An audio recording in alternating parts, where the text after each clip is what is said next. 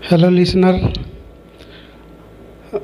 विगत दिनों मैंने क्लास 9 से संबंधित मॉडल प्रश्न प्रारूप को आपके सामने लाया था और आज मैं आपके सामने क्लास 11 की बायोलॉजी की जो है एमसीक्यू या ऑब्जेक्टिव क्वेश्चन लाने जा रहा हूँ। यदि आप नए नए अपडेट्स पाना चाहते हैं तो आप हमारे चैनल को लाइक और सब्सक्राइब करें। चलिए अब हम लोग क्लास 11 के बायोलॉजी की ओर चलते हैं, जो एमसीक्यू है, जो हर साल पूछे जाते हैं। चलिए हम लोग पहले प्रश्न की ओर आते हैं। पहला प्रश्न है, निम्नलिखित में कौन सा वाक्य असत्य है? फूल एक रूपांतरित तना है। नारियल के फूल को ड्रूप कहते हैं। प्याज लिलिएसी फूल का पौधा है या पर्वसंधि तना पर पाया जाता है। रूपांतरित तना है तो फूल रूपांतरित तना नहीं है। फूल जो होता है होमोलॉजी ऑफ फ्लोरल बड या तो फूल कली का रूपांतरित भाग होता है। इसलिए असत्य जो है हमारा ये पहला क्वेश्चन ही असत्य है। हमारा दूसरा क्वेश्चन है कि विच इनमें से किसे एम्फीबियन ऑफ पादप किंगडम कहा जाता है? तो एम्फीबियन ऑफ पादप किंगडम हम ब्रायोफाइटा को कहते हैं, जो हमारा बी है। तो ब्रायोफाइटा वनस्पति जगत का सबसे बड़ा वर्ग होता है। इसके अंतर्गत वे सभी पौधे आते हैं जिनमें संवहन उत्तक नहीं पाए जाते हैं, जैसे मोसेस हो गया, लीवरवर्ट या हॉर्नवर्ट। तीसरा सवाल जो हमारा, एंजाइम के प्रोटीन वाले भाग को कहा जाता है? तो एंजाइम के प्रोटीन वाले भाग को हम एपो एंजाइम कहते हैं। सी नंबर जो सवाल है वो उसका सी नंबर आंसर होगा। तो एपो एंजाइम को हम नॉन प्रोटीन भी कहते हैं और नॉन प्रोटीन भाग को हम कोफैक्टर या प्रोस्थेटिक ग्रुप या मेटल आयन एक्टिवेटर भी कहते हैं। चौथा सवाल जो हमारा, फादर ऑफ टैक्सोनॉमी या इनमें से किसे फादर ऑफ टैक्सोनॉमी कहा जाता है? तो फादर ऑफ टैक्सोनॉमी जो होता है कार्ल लिनियस को कहा जाता है। तो हमारा इसका आंसर जो है डी हुआ। तो कार्ल लिनियस एक स्वीडिश बॉटनिस्ट थे, फिजिशियन और जूलॉजिस्ट थे, जिसने साइंटिफिक नेम या किसी भी जीवों का जो वैज्ञानिक नाम लिखने की पद्धति दी, जो बाइनोमियल नोमेनक्लेचर पर आधारित होती है। हमारा पांचवा सवाल है, बरगद के पेड़ से लटकी मोटी जड़ों को क्या कहते हैं? तो हैंगिंग रूट और बनियान को हम प्रॉप रूट कहते हैं। तो प्रॉप रूट जो होता है वो मूल जो तना होती है, मूल शाखाएं जो होती है उससे विकसित होती है और वो आने के बाद ज़मीन पे आकर के वो जड़ों का निर्माण करती है और ज़मीन पर जड़ों का निर्माण करती है और वो क्या एक सहायक जड़ बन जाती है। तो इस प्रकार इसका आंसर जो हमारा सी हुआ। अगला जो प्रश्न हमारा है कि सिम्प्लास्टिक गति के दौरान डैश के द्वारा जल का परिवहन होता है? कोशिका द्रव्य या कोशिका भित्ति, ए और बी दोनों, या इनमें से कोई नहीं? तो इसमें हमारा हो जाएगा साइटोप्लाज्म, मतलब कोशिका द्रव्य। तो कोशिका द्रव्य जो होता है इसका आंसर जो ए हो जाएगा। तो कोशिका द्रव्य एक महासागर है जिसमें सभी ऑर्गेनल जो है उसमें तैरते रहते हैं। 7वां नंबर प्रश्न जो है, अनाक्सी श्वसन में ग्लूकोज के अपूर्ण विघटन के फलस्वरूप बनता है। तो अनाक्सी श्वसन में ग्लूकोज के अपूर्ण विघटन के स्वरूप बनने वाला जो चीज़ हो गया वो हमारा अल्कोहल एवं CO2 होता है, डी नंबर। क्योंकि अनाक्सी श्वसन जो होता है ऑक्सीजन की अनुपस्थिति में होता है और इस क्रिया में भोजन का अपूर्ण दहन होता है। जंतुओं में इस स्थिति में CO2 तथा लैक्टिक अम्ल बनता है और पौधों में CO2 तथा इथाइल अल्कोहल बनता है। हमारा जो अगला जो प्रश्न है 8वां, वो है कि क्रेज शारीरिकी किस प्रकार के पौधों में पाई जाती है। तो क्रेज शारीरिकी जो होती है वो C4 प्लांट्स में पाई जाती है। इसका आंसर जो हमारा बी हो गया। तो Kranz anatomy is a special structure in leaves of C4 plants where the tissue is equivalent to the spongy mesophyll cells is clustered in a ring around the leaf veins। 9वां जो प्रश्न हमारा है कि दलहनी पौधों के जड़ों में कौन से जीवाणु पाए जाते हैं। तो दलहनी पौधों की जड़ों में राइजोबियम पाया जाता है, और हम जानते हैं कि राइजोबियम जो होता है दलहनी पौधों की जड़ों में अपना घर बना लेता है और वह उन्हीं से अपना पोषण ग्रहण करता है, और जो उसका अपशिष्ट होता है वो अपना अपशिष्ट ज़मीन में ही छोड़ता जाता है, जिससे नाइट्रोजन का स्थिरीकरण होता है और ज़मीन की उर्वरा शक्ति बढ़ती है। अगला जो सवाल है कि किसी वृक्ष की उम्र जानने की सबसे अच्छी विधि कौन सी है। तो किसी भी वृक्ष की उम्र जानने की सबसे बेहतरीन जो विधि मानी जाती है वृक्ष की जो तना होती है उसमें जो वार्षिक वलय बनती है,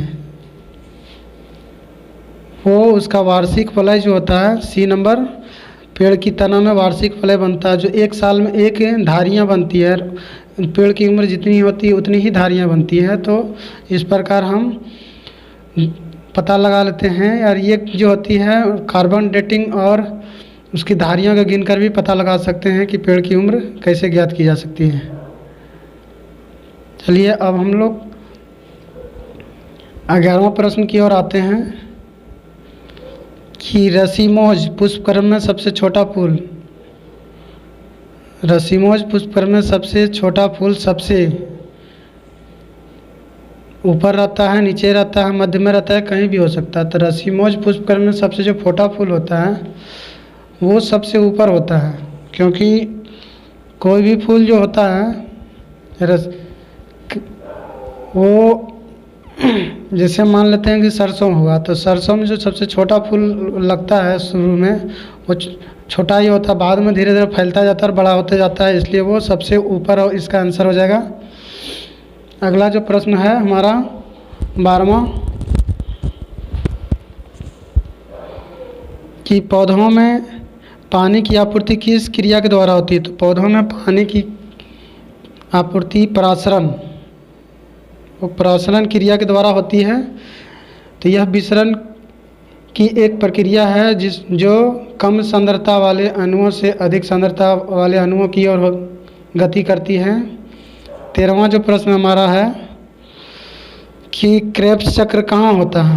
तो क्रेब्स चक्र जो होता है, क्रेब्स चक्र को हम वायवीय श्वसन की दूसरी अवस्था माना जाता है, और यह कोशिका के माइटोकॉन्ड्रिया में होती है। तो इस प्रकार इसका जो आंसर हो गया बी हो गया माइटोकॉन्ड्रिया। अगला जो सवाल है जिब्रेलिन का सर्वप्रथम आविष्कार हुआ था शैवालों से, कवकों से, जीवाणुओं से या अवृत जीवविजियों से। तो सबसे पहले जिब्रेलिन का आविष्कार जो है शैवालों से किया, शैवालों से नहीं, जिब्रेलिन का आविष्कार जो सबसे पहले किया गया था कवक से किया गया था, सॉरी इसका कवक से होगा, क्योंकि इसे हम जिब्रेलिन जिसको आज हम कहते हैं इसको फाइटो हार्मोन भी कहते हैं, और इसकी खोज 1928 ईस्वी में कुरुसेवा ने की थी, जिसे जिब्रेला फ्यूजी कोराई नामक कवक से प्राप्त किया गया था। अगला जो सवाल है 15वां हमारा कि काल्विन चक्र प्रकाश पर निर्भर करता है, प्रकाश पर निर्भर नहीं करता है, केवल प्रकाश में ही होता है, केवल अंधेरे में ही होता है। तो कैल्विन चक्र जो होता है इसमें प्रकाश की कैल्विन चक्र में हमें प्रकाश पर निर्भर नहीं होता है, क्योंकि कैल्विन चक्र जो है अंधेरे में होती है, जो CO2 या अन्य यौगिकों को ग्लूकोज में परिवर्तित कर देता है। 16वां जो प्रश्न हमारा, इनमें से कौन सा तत्व क्लोरोफिल की संरचना का एक घटक है। तो क्लोरोफिल की संरचना का एक घटक मैग्नीशियम को माना जाता है। तो Mg इसका उत्तर हो गया। इसका गठन जो होता है कार्बन, ऑक्सीजन, नाइट्रोजन, मैग्नीशियम तत्वों से होता है। यह प्रकाश संश्लेषण का मुख्य वर्णक माना जाता है। 17वां सवाल जो हमारा पारगति किस अवस्था में होता है, तो पारगति जो होती है ओवर क्रॉसिंग जिसको हम कहते हैं, ये तीसरी अवस्था में होती है। तो पारगति किस अवस्था में होती है, तीसरी अवस्था में होती है। तो ये पैकेटीन जो सी नंबर हो जाएगी, पैकेटीन जिसमें प्रत्येक क्रोमोसोम सिस्टर क्रोमोसाइट से अलग हो जाते हैं, ये क्रियाएं होती हैं। अगला सवाल जो है वह समवहन बंडल जिनमें जाइलम के दोनों ओर फ्लोएम पाया जाता है को क्या कहा जाता है, तो उसको उभय पोषवाही कहते हैं। सी नंबर हो गया, क्योंकि प्रजातियां इनकी जो प्रजातियां होती हैं 12 मासी या वार्षिक जड़ी बूटियां मानी जाती हैं। अगला जो सवाल है हमारा 19वां कि प्रोटीन संश्लेषण से संबंधित है। प्रोटीन संश्लेषण से संबंधित जो होती है वो प्रोटीन संश्लेषण से संबंधित राइबोसोम को माना जाता है, क्योंकि राइबोसोम जो है प्रोटीन को संश्लेषित करती है। संश्लेषित करने के बाद इसको आगे चल कर के नॉर्मल फॉर्म में तोड़ती है और ग्लूकोज में कन्वर्ट करती है। द टू नेम्स द्विपद नाम पद्धति कौन कौन से दो नाम आते हैं, तो द्विपद नाम पद्धति में जीनस और स्पीसीज। तो ये जीनस और स्पीसीज जो है ये आते हैं। इसकी खोज जो है कार्लिनियस ने की थी और इसी के आधार पर आज वैज्ञानिक नामांकन किया जाता है। जैसे आम होता है, आम का जो वैज्ञानिक नाम होता है मैंगीफेरा इंडिका। अगला सवाल जो हमारा है 21वां, केंद्रक के विभाजन को क्या कहते हैं, तो केंद्रक के विभाजन को हम कैरियोकिनेसिस कहते हैं। इसका सी हो जाएगा उत्तर, क्योंकि कैरियोकिनेसिस कोशिका विभाजन के समय कोशिका केंद्रक डॉटर सेल्स में विभक्त होता है। 22वां नंबर जो प्रश्न हमारा है, तो 22वां नंबर प्रश्न कि वात स्फीति रोग संबंधित है। तो वात स्फीति रोग जो होता है हमारा श्वसन से संबंधित होता है। तो श्वसन को हम एम्फाइजीमा या कहते हैं। यह एक दीर्घकालिक रोग है जो फेफड़े से संबंधित होता है, जिसमें हमें सांस लेने में तकलीफ होती है। अगला जो प्रश्न हमारा है कि जल संचालन तंत्र किस संघ के जंतुओं का लक्षण है, तो जल संचालन तंत्र एकाइनोडर्मेटा से संबंधित होता है। इसका उत्तर जो है बी हो जाएगा, क्योंकि एकाइनोडर्मेटा जो होता है इसका अर्थ होता है कांटेदार चमड़ी वाले प्राणी अर्थात स्टारफिश। यह एक अकशेरुकीय जीव है और ऐसे एकाइनोडर्मेटा के अंतर 4000 लगभग प्राणी इसमें आते हैं, जो संसार के सभी महासागरों में या सागरों में विभिन्न गहराइयों में पाए जाते हैं। अगला हमारा सवाल जो है कि अंतःकरण भरा होता है। तो अंतःकरण हमारा जो होता है लसिका से भरा होता है। अंतःकरण अंतःलसिका से भरा होता है। इसको बी से आंसर होगा। तो अंतःकरण जो अंतःलसिका से जो होती है अंतःस्रावित द्रव है जो कान की कोशिकाओं के बीच पाया जाता है, और यह लसिका पात्रों में कैपिलरी द्रवों से होकर क्षमता व प्रवेश करता है। जो होता है हो गया। इसका अगला सवाल जो होगा वृक्क की रचनात्मक एवं क्रियात्मक इकाई क्या है, तो वृक्क की रचनात्मक एवं क्रियात्मक इकाई जो होती है वृक्क अर्थात किडनी, वो नेफ्रॉन होती है। इसका आंसर सी हो जाएगा। तो नेफ्रॉन जो होती है वृक्क कोशिकाओं एवं वृक्क नलिका से बना होता है। वृक्क में कोशिकाओं का एक गुच्छ होता है जिसे हम ग्लोमेरुलस कहा जाता है। अगला सवाल जो हमारा कि पेस मेकर को कहते हैं। तो पेस मेकर जो होता है तो पेस मेकर ऐसे नोड हृदय की मांसपेशियां से विद्युत आवेगों के कारण हमारा हृदय धड़कता है। यह संकेत दिल के ऊपरी दाएं कक्ष से शीर्ष पर स्थित होता है। अर्थात इसका जो आंसर हो जाएगा ऐसे नोड हो जाएगा। एक कोशिका के माइटोसिस द्वारा कितने विभाजन से 256 कोशिकाएं बनेंगी? तो इसका उत्तर जो होगा 8, क्योंकि एक कोशिका के माइटोसिस द्वारा कितने विभाजन होते हैं? 256 कोशिका। यह एक जैविक क्रिया जिसमें मातृ कोशिका विभाजित होकर पुत्री कोशिका उत्पन्न करती है और इसी प्रकार यह माइटोसिस द्वारा अंत में चल कर के एक 256 कोशिकाओं की रचना करती है 8 चरणों में। अगला जो सवाल है हमारा कि कार्बोहाइड्रेट पाचक एंजाइम क्या है? तो कार्बोहाइड्रेट पाचक एंजाइम जो होता है एमाइलेज माना जाता है। तो एमाइलेज जो होता है ये स्टार्च को ग्लूकोज एवं माल्टोज में तोड़ देता है और यह मानव व अन्य स्तनपायी प्राणियों में पाया जाता है। अगला सवाल जो हमारा है डीएनए का संश्लेषण होता है। तो डीएनए का जो संश्लेषण होता है वो एस फेज में होता है, मतलब एस अवस्था में। इसका मतलब ये हो कि डीएनए जो होता है आगे चल कर के हम वो क्या है शुगर फॉस्फेट बैकबोन बनाता है, अर्थात रीढ़ बनाता है। डीएनए एक पूरक है जो डबल फंसे हुए संरचना है। तीसरा सवाल है एपिनेफ्रिन एवं नॉर एपिनेफ्रिन को क्या कहते हैं? तो एपिनेफ्रिन और नॉर एपिनेफ्रिन को हम क्या कहते हैं? तीसरा नंबर, तो इसका जो उत्तर हो जाएगा हमारा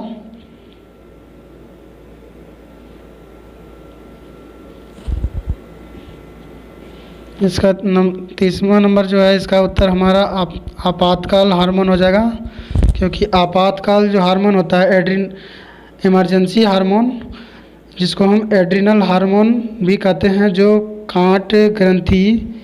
काट ग्रंथि से निकलता है और यह लड़ो या भाग जाओ, इसको हम लड़ो या भाग जाओ हार्मोन भी कहते हैं।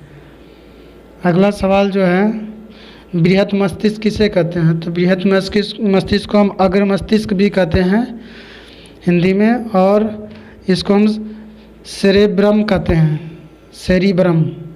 ये जो है सेरिब्रम जो होता है ये अग्र मस्तिष्क का भाग होता है। ये हमें खुशी, गुस्सा, डर, मोटिवेशन या उत्तेजना पैदा करता है।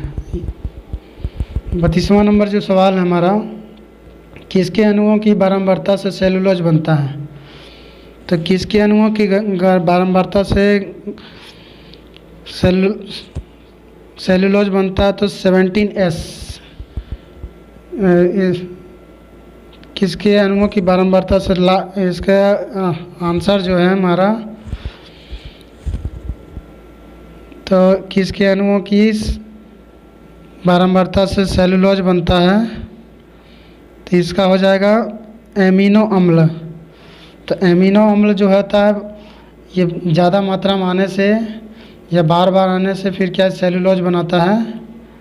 अगला सवाल जो है हमारा 17S राइबोसोम पाया जाता है।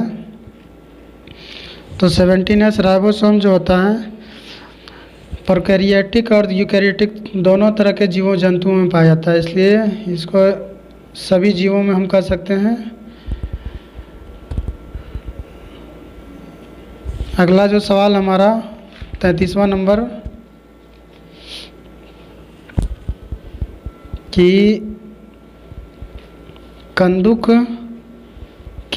खलिका संधि पाया जाता है। तो केंदुक खलिका संधि जो होता है वो हमारा घुटने में पाया जाता है, जिसको केहनी में पाया जाता है, क्योंकि केहनी में ट्राइएक्सियल जॉइंट होता है जो हमको तीनों दिशाओं में घूर्णन करने में या मूवमेंट करने में मदद करता है।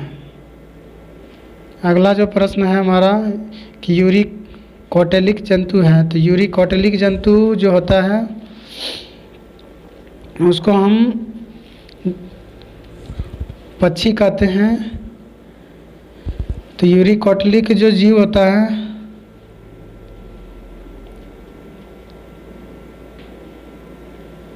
तो यूरिकौटिल्यक का उत्तर हमारा पक्षी भी हो जाएगा, कीट भी हो जाएगा, छिपकली हो जाएगा। इसका आंसर डी होगा, क्योंकि यूरिकौटिल्यक जीव जो होता है उत्सर्जन के दौरान अमोनिया का उत्सर्जन करता है। तो 36वां नंबर जो प्रश्न है हमारा, मानव हृदय के त्रिदली कपाट पाया जाता है। मानव हृदय में त्रिदली कपाट कहाँ पाया जाता है? दायां आलिंद में, दायां निलय में, बायां आलिंद में और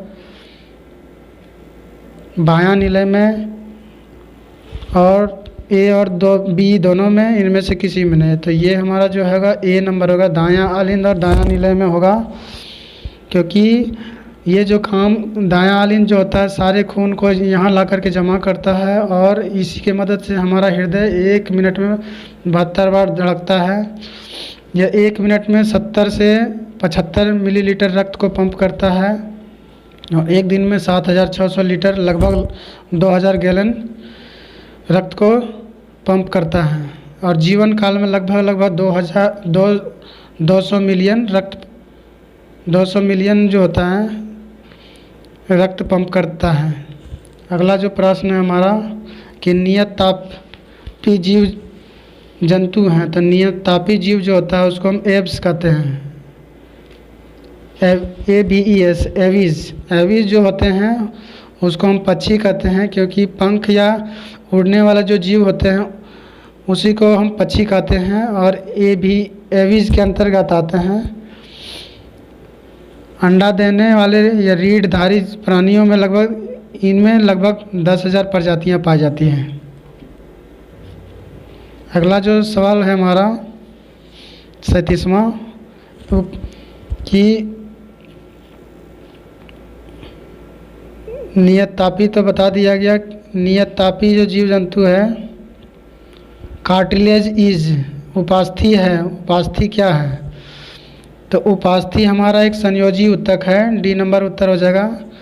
क्योंकि इस संयोजी ऊतक जो होता है शरीर के में ऊतकों के समूह को कार्टिलेज कहते हैं, या कोलेजन या एलास्टिन के बने होते हैं।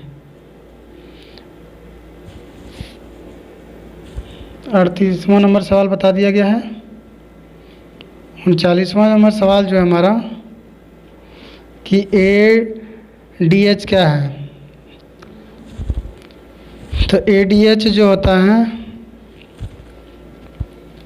इसको हम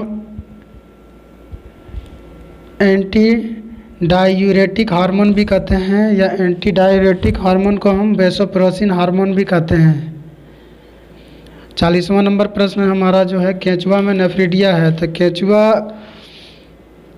का जो नेफ्रिडिया जो माना जाता है वो आपका एक उत्तेजक अंग माना जाता है। केंचुआ जो होता है एक रिंगाकार जीव है जो रेंगता रहता है ज़मीन में और अपना ज़मीन में रेंगते रेंगते सारी क्रियाओं को करता है।